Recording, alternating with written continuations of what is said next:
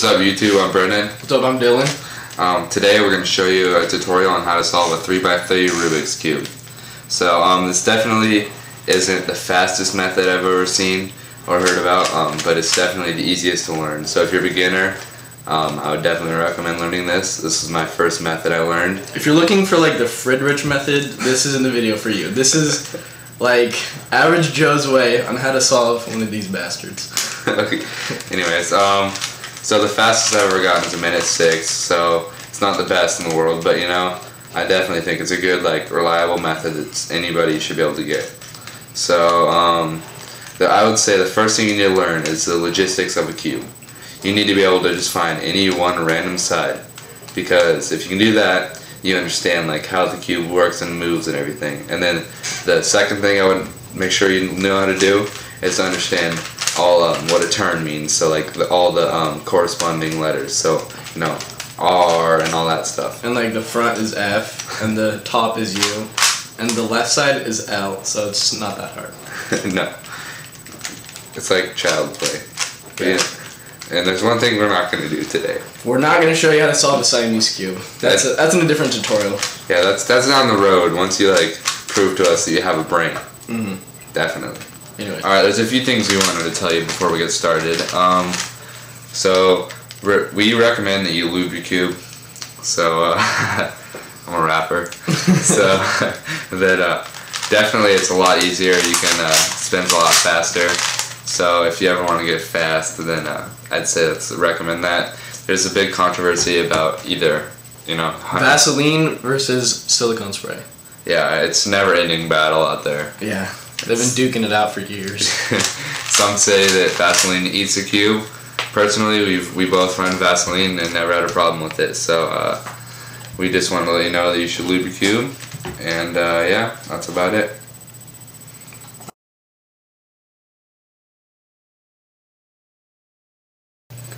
Okay, this is what we hope to get at the end.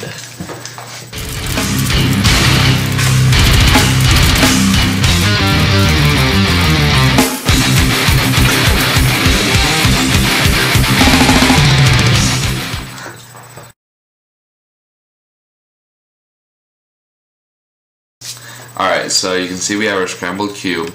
A basic rule of thumb is that all of the corners and sides will move around, but the center pieces will never move. They will be the same always, no matter what you do. No matter which way you turn them, this Q symbol will always be opposite to this. Just like this blue will always be opposite to this green. It's the same thing. So that actually kind of helps you because you always know that this is blue side, white side, yellow side, etc. Alright. So the very first thing you want to do, you want to get a yellow center with whites around all four sides. So we'll do this for you and we can show you it. Okay, hold on a sec, Brennan. What I always like to do is, if you have a Rubik's Cube brand, you always put the white side down first, and it doesn't really matter which way it's facing. The whole time you're solving, the white stays down. Yeah. Okay. So see how there's a yellow right here?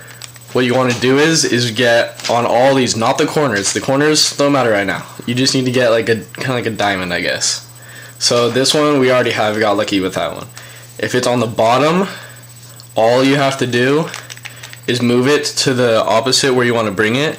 So right here is going to go to right there. Just move it upside down. So you have to search for those a little bit. This is a little more thinking, not rhythms. You have to use your brain. So it's these two, and then okay, there's no more bottom ones.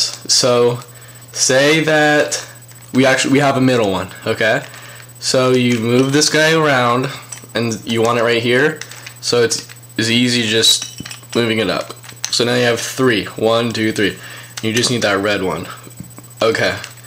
So actually all we would have to do is move that one up, but that's not, we want to go over a little more some circumstances than that. Okay, so say that, hold on a second. Okay, here we go.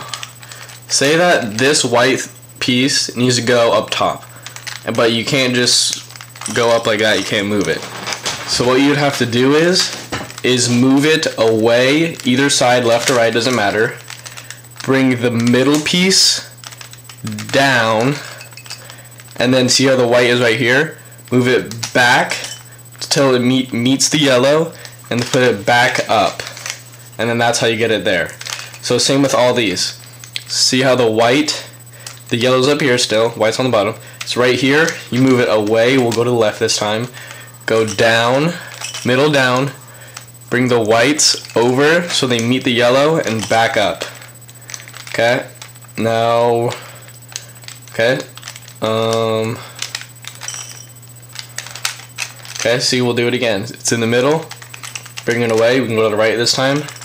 Yellow down, make them meet, and then back up. So now we have all of the cross. So don't let the two corner whites, those don't let those distract these you. Don't focus on those. Those could be any random color. Those could be blues or oranges or any color. Yeah. All we need to focus on is the yellow center and the 4 whites around it. Yeah, okay, so that's step 1.